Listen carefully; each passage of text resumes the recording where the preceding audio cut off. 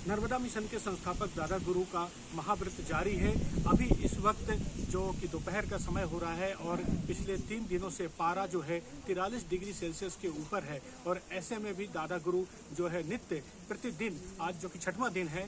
यहाँ से पदयात्रा शुरू करते हैं गौरी घाट से और तकरीबन 30 से 35 किलोमीटर रोजाना इस पदयात्रा होती है। खास बात यह है कि दादा गुरु पूरी तरह से निराहार है, निर्जला है और जो उनका महाव्रत है उसका 6वां दिन है। उन्हीं से बात करेंगे कि दादा गुरु इस अभियान के पीछे क्या उद्देश्य है और क्या एक सवाल सहज उठता है कि ऐसा संभव है कि बिना अन्न लिए और बिना जल लिए आप इस तरह से पिछले 7 दिनों से सरकार के रिसर्च में सहयोग कर रहे हैं।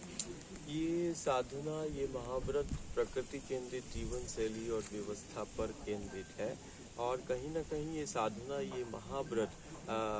जहाँ एक तरफ इस माँ नर्मदा, जिसको हम माँ के रूप में, शक्ति के रूप में हम देख रहे हैं, दुनिया के लिए ये बहता हुआ पानी है, दुनिया के लिए एक नदी है, हमारे लिए ये शक्ति है। ये नर्मदा पर केंद्रित, ये प्रकृति पर केंद्रित ये साधना है, ये व्रत है जो कि सारा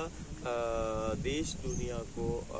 यही बताने का हमारा प्रयास है कि सबसे बेहतर जीवन को यदि हमें जीना है और सबसे सुरक्षित यदि हमें अपने गांव नगर को रखना है, समाज को रखना है, तो सबसे सुरक्षित और सबसे व्यवस्थित जीवन वो प्रकृति की निकटता में ही है और प्रकृति केंद्रित जीवन शैली और प्रकृति केंद्रित व्यवस्था ही आने वाले समय में और आज के लिए वरदान सिद्ध होगी। सबसे बेहतर और सबसे सुरक्षित जीवन जो है जीने का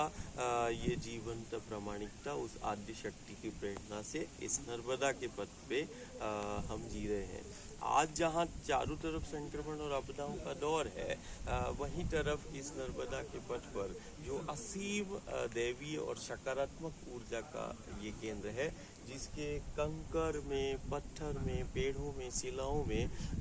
सबसे असाधारण ऊर्जा है। जिस माँ के आंचल के वो अमृत तुल्य जल की एक एक बूंद में समाई वो शक्ति है, आज कहीं ना कहीं ये 3 वर्षों से भी ज़्यादा हो गया हम इसी नर्मदा के जल और इसी पेड़, पहाड़, पत्थर और कंकरों में समाई ऊर्जा से हम देखो दिन रात हम चल रहे हैं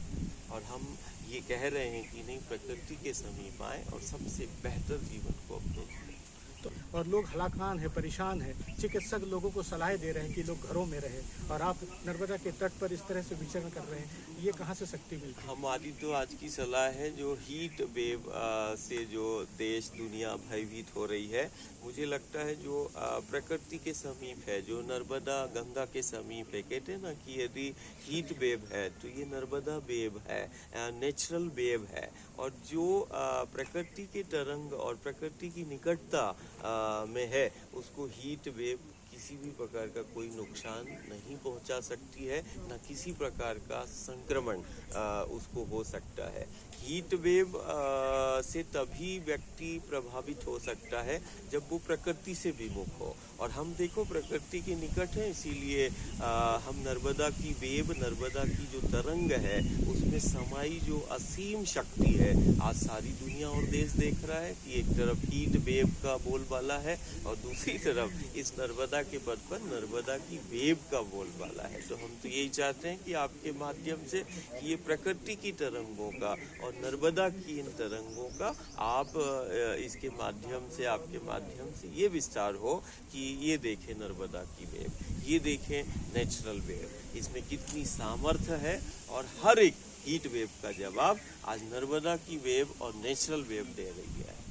तो ये थे दादा गुरु जिनका संचार होता है और शायद इसलिए वहीं से इनको भी ये शक्ति मिलती है और शायद इसलिए प्रदेश सरकार भी